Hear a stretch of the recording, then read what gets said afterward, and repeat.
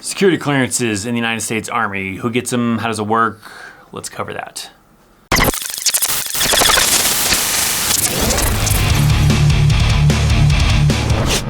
What's up, my friends? U.S. Army veteran Christopher Chaos, and today we're talking about the topic of security clearances. People have asked me this question before about how does it work? How do I get a security clearance? Who gets them? All that kind of details.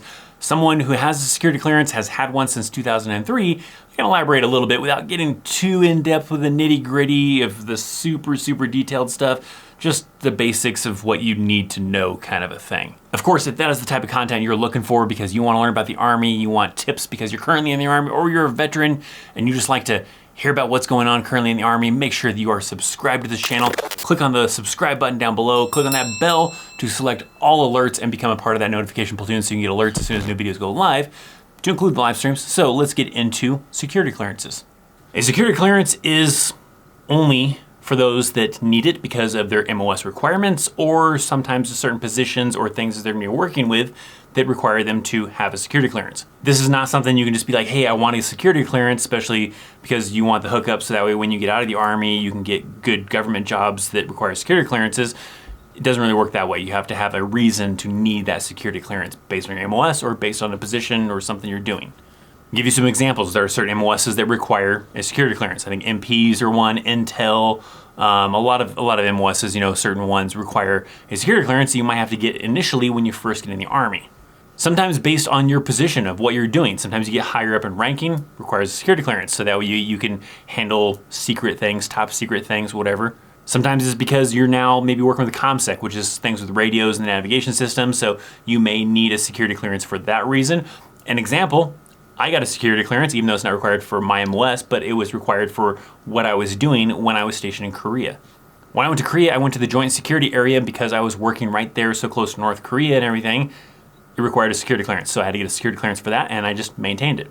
Now I had a secret clearance, which is good for 5 years, so we'll talk a little bit about that. Secret clearance is 5 years, top secret 10 years, but when I got out of the Army, it was still active, so when I got the job that I currently do now, they just took it over. I had to go through a couple of renewals since then, but I still have an active security clearance.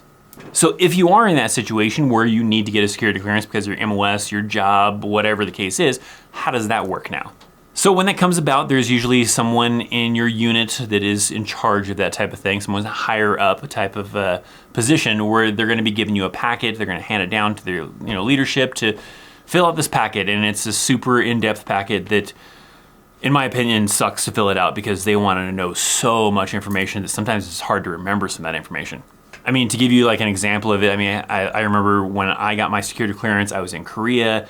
I had to put on there like the last 5 years, 10 years or something like that of residence that I lived at. And then I also had to list somebody that could verify that I lived at that address that was not a family member. So it was pretty difficult. I haven't filled out that initial form since back then, so I don't know if it's been adjusted a little bit, but for the most part, there's a lot of really detailed information they want to know and a way to maybe go and interview somebody else to prove that what you're saying is true. So it gets pretty in-depth. The packet is probably, I don't know, I feel like it was really thick, but it was probably really only maybe, 5 or 10 pages long, but just the questions I think that it wants to know, it just makes it feel like it's a really long questionnaire that you have to fill out with a lot of crazy information that you have to be able to provide. So I would definitely say it's not very fun trying to fill out that damn packet because of how much information they want to know. So then from there, you turn in the packet, they review it, they have to then usually have an investigator come and question you, to ask you questions about things that are in your packet, ask about your mental health, ask about your finances, because finances can play a role in there. If you did not know this, finances play a role because they want to make sure that you're not, someone that could be easily bribed. Not necessarily having a bad credit score or bad history, kind of some of the circumstances of why you have it, how much bad history you have, can be a red flag to them because you could be someone that is prone to, want to get out of that debt, and someone could be bribing you to get out of that debt, and you could give them information that's classified, confidential, whatever. I have known people that have gotten denied security clearances because they had a history of just missing payments and certain things going to collections. So not necessarily having a bad credit score is not necessarily the sole reason why you might get denied for a security clearance, but usually the why. Why do you have a bad credit score? Is it just because you don't have a lot of credit history, or is it because you have a lot of things that have gone to collections and you're not paying them, and now you're potentially susceptible to bribes. So I've known a couple people that was the reason why their security clearance got denied. So just kind of be aware of that. You got to stay on top of, making payments on time. Don't let stuff go to collections. You don't want to give them any reason to not trust you. So I remember I've done the interview a couple of times because I also had to do it when I renewed my security clearance, and they just kind of ask you basic stuff they're looking at your records. They're like, oh, you went to this location. Why'd you go to that location? Oh, you were deployed here. What kind of things did you see when you were deployed there? Oh, I see this in your credit history. Why did you buy this? Why did you get this loan? A lot of information they're going to dig into. I believe that, I don't remember the first interview person very well, but the second one, I believe they were like I don't know if they're FBI agent, but they're some kind of investigator type of position. So before I move on, I got to give a special shout out to the sponsor of this video, which is the Ridge Wallet. Now you may already be familiar with the wallet. It comes in these awesome designs. It holds up to 12 cards, RFID blocking technology, 45-day money back guarantee. But did you know they also have more than just wallets? Especially with Father's Day coming up, maybe you're looking for that great gift for that special father, maybe for yourself, maybe for whoever in your life. Well, they also have some knives, some pens, and also some great bags.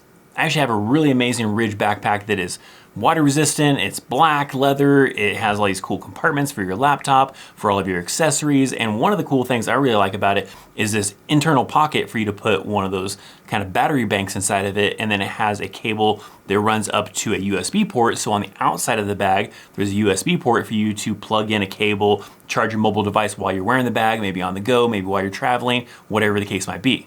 So I really like the bag. I think it's made really well. And they have a lot of other bags you can also check out and other products when you go to ridge.com/chaosarmy. And even to save you a little bit of money, if you use the promo code chaosarmy at checkout, you can save 10%. So visit the link down in the description box. Also pin a comment so that way you can easily access it. Check out all the wide range of products they have. They're amazing wallets. Get yourself a Father's Day gift, give someone else a Father's Day gift, whatever the case is, check them out.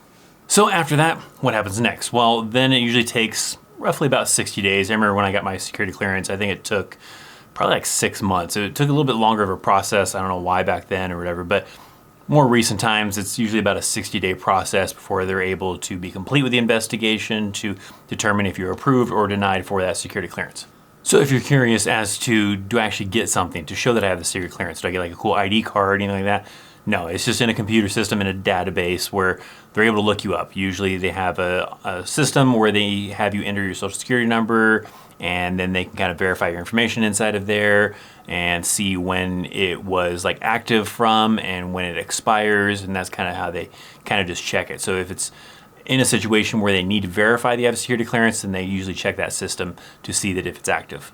For example, like at my work, when soldiers have to come into my work and it's something that requires them to have a security clearance, at the front desk, they enter their social security number into a system. It brings up some information on there. The person at the desk may ask a few questions just to kind of verify that that person just doesn't memorize that person's social security number and is impersonating them or something like that. So they'll maybe ask some questions that are on the profile to make sure that, verify it's a real person or that's that real person and not like someone that's pretending to be them.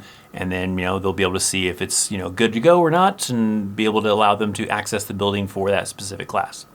In my experience with having a security clearance when I was in the Army, it really didn't benefit me really a whole lot. I mean, I needed it for the job I was doing in Korea, but then beyond that, it may have gotten me into a class or two here and there because I had a clearance, and they're like, hey, we'll send him to the class. But otherwise, there wasn't a whole lot of benefits for me as an 88 Mike having a security clearance beyond when I was in Korea. For other individuals that, they need that for their MOS, then yeah, of course, it probably benefits them to be able to do their job or be able to do certain levels of their job because you need a clearance for that.